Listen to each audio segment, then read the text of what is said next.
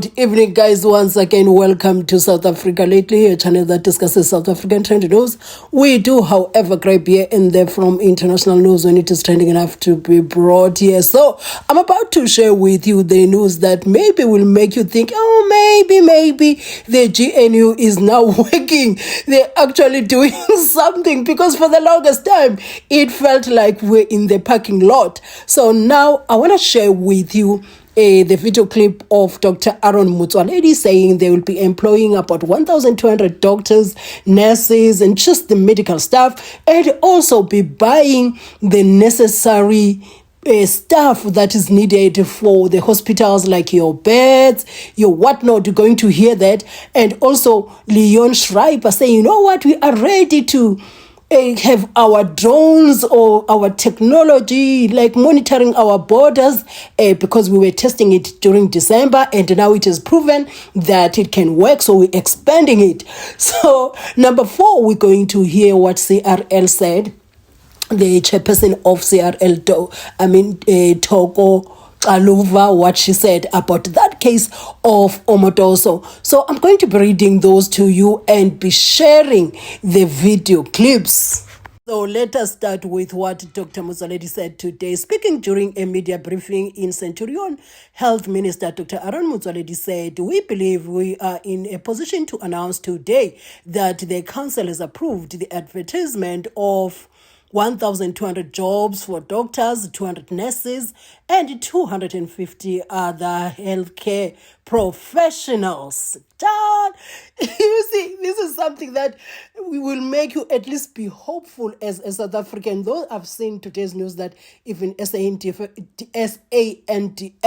is complaining about being underfunded.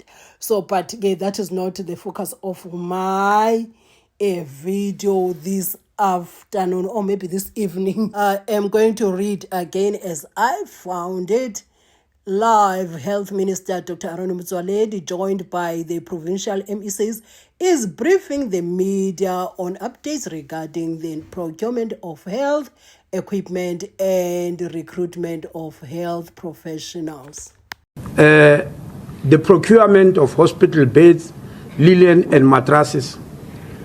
One of the most embarrassing experiences the public health sector had to endure is the shortage of simple things that will make the stay of patients a worthwhile experience. In fact, one of the biggest differences between the public and private sectors are the hoteling services, characterized by the issues we have just mentioned. Not much of clinical differences. As an example, we wish to quote to you that in the widely reported problems of Helen Joseph Hospital, 7 complaints were reported by the complainant to the Health Ombudsman, Professor Taule Mokoena. 5 of the complaints were dismissed as unfounded, and they've got to do with clinical care. In other words, the Ombudsman said clearly there's no substance in the claim that clinical care was substandard. But the other 2 complaints, which have to do with these hoteling services, were upheld by the Ombudsman and widely reported in the media as if they were the only complaints. The other 5 were completely forgotten. It is for that reason that we need to correct such things. And today, we wish to announce that we have checked with all our province by province, what the needs are in the form of beds, bassinets for babies, for newborn babies, and all the other issues that are needed. We'll remember with a sense of shame how babies were put in cardboard boxes in Mahikeng Hospital in the Northwest Province some few years, very few years ago. Today, we are here announcing that the council has decided that 1.4 million articles need to be bought and delivered to our hospitals. The 1.4 million articles will consist of 25,000 beds, which are ICU beds, general ward beds, 3-section electric beds, 4-section electric beds, multifunction electric beds, etc. And there will be 25,000 of them. They will cost 725 million rand. Secondly, we will have to buy mattresses for these beds. It looks like a very simple thing, but in some provinces, there have been negative experience about it. That will be hospital bed mattresses, pressure mattresses for people with strokes to avoid bed sores, infant cot mattresses. We will buy 80,000 of them to the tune of 38.7 million. We will also buy bassinets, which are beds for newborns. They are not necessarily cots. These are for newborn babies to avoid the cardboard box embarrassment, which I've mentioned. We'll buy 76,525 of them to the tune of 309.5 million. We will also buy linen, including bed sheets, pillows, and all the other things that are necessary to make patients feel comfortable. We'll buy 1,250,000 of them to the tune of 273 million. The total cost for this procurement of 1.4 million articles will be 1,346 million. I was going to say, however, a new budget presented by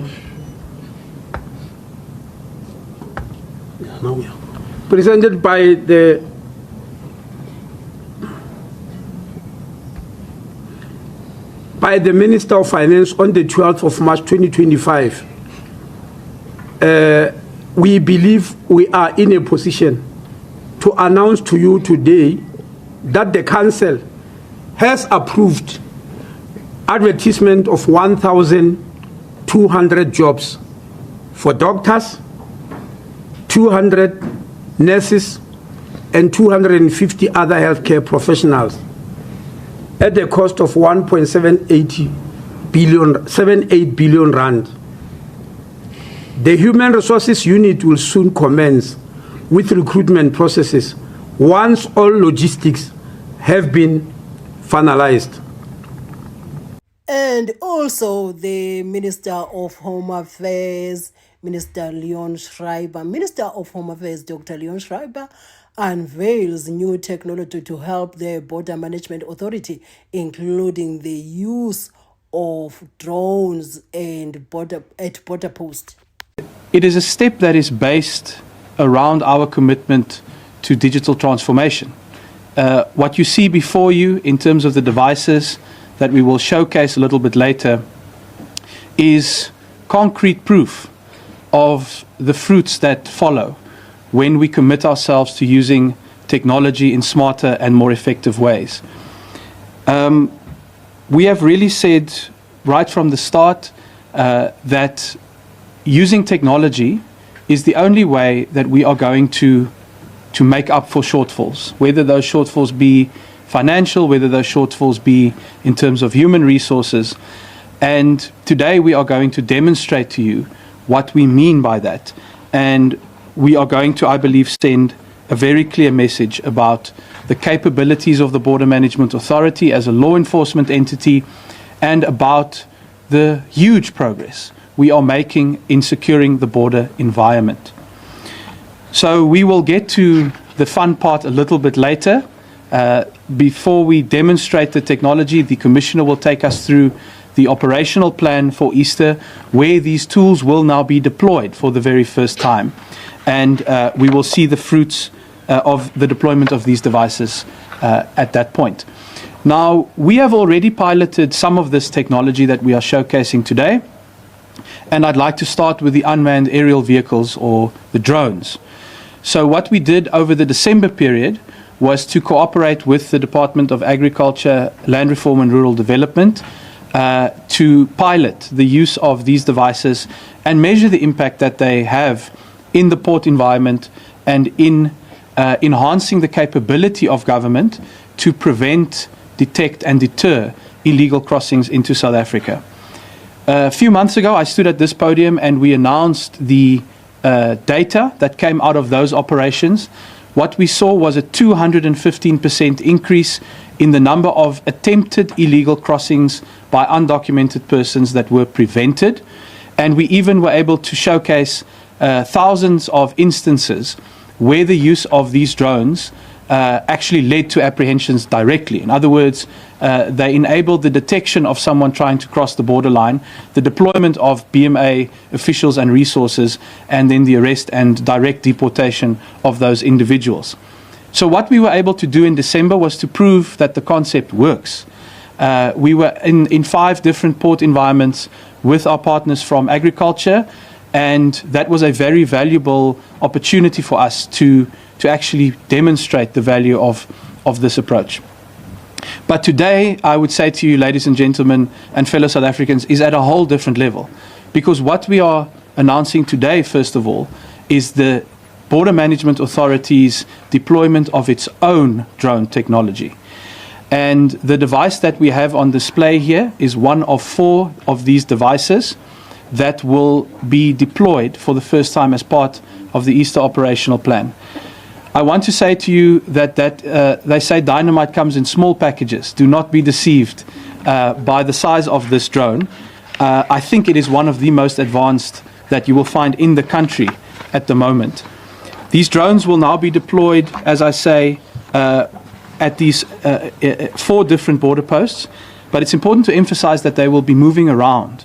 So there are 4 of these devices, but as soon as the Border Management Authority receives indications that they are needed at other ports of entry, they will be moved to go and work all across the country at all ports of entry.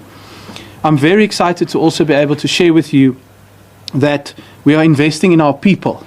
The Border Management Authority, through this project, is showing that it's not only about the technology, it is about the human resources and the culture shift that goes with that if you are going to use these tools to maximum advantage.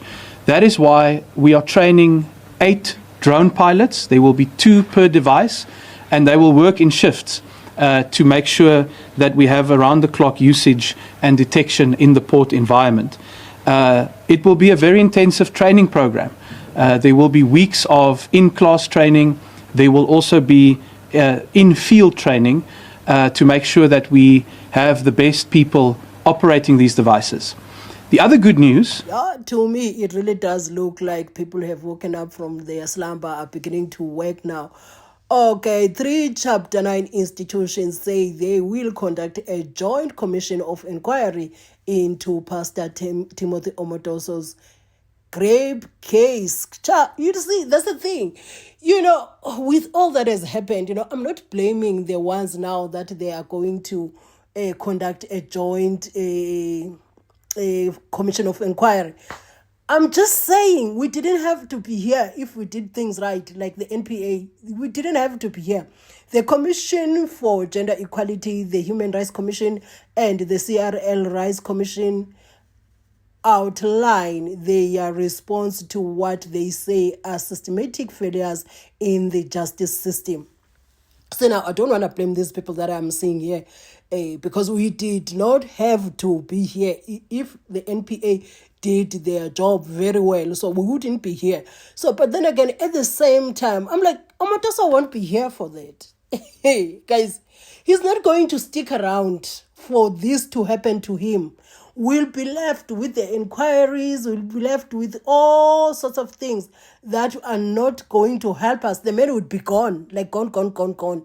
Anyway, let us hear from THOKO XALUVA, the chairperson of CRL. An investigative study into the commercialization of religion and abuse of people's belief systems between 2015 and 2017.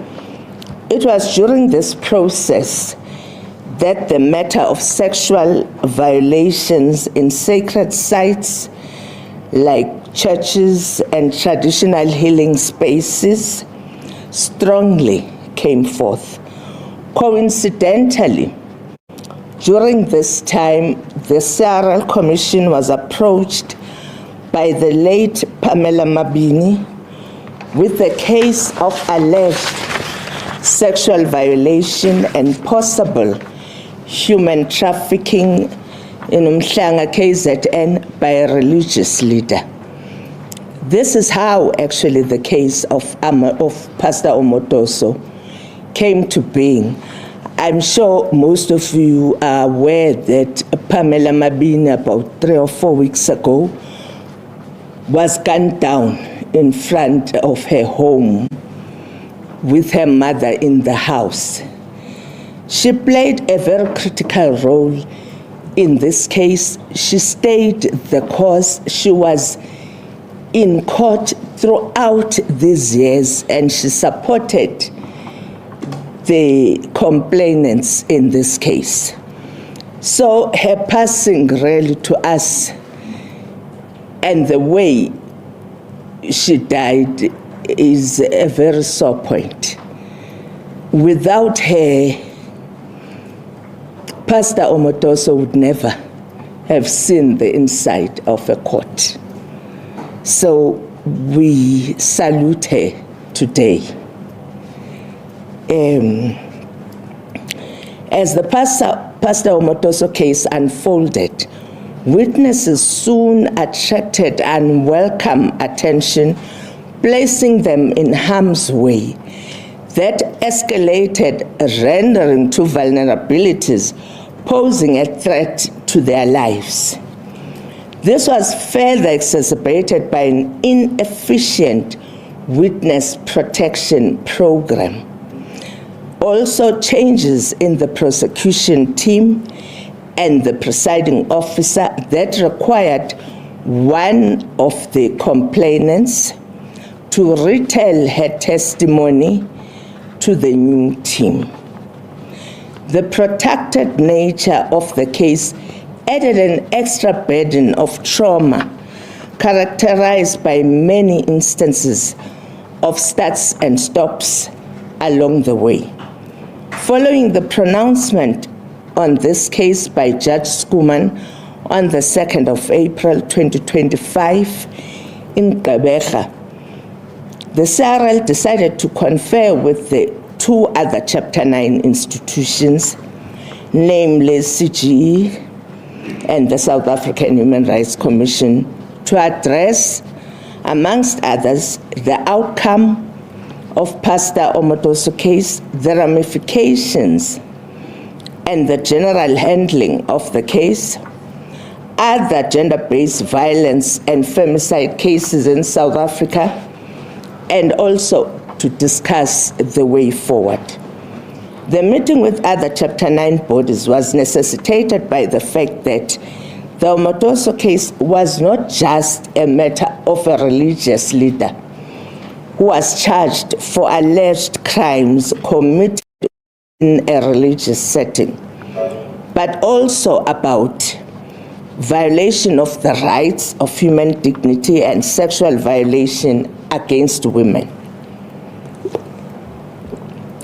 As Chapter 9 institutions will always respect the rule of law and the decisions taken by. Of significance with this case, the court is heard as saying its prosecutors have not acquitted themselves satisfactorily in discharging their responsibilities. It is on this basis that we must respond to this and ensure that we help restore the public's confidence in the justice system. So guys, whatever your views are, kindly share them in the comment section. And if you watched up to here, thank you for watching my videos. I'll be seeing you in my next upload, and the next time you bump into my videos, kindly watch my ads in full, as that support really goes a long way.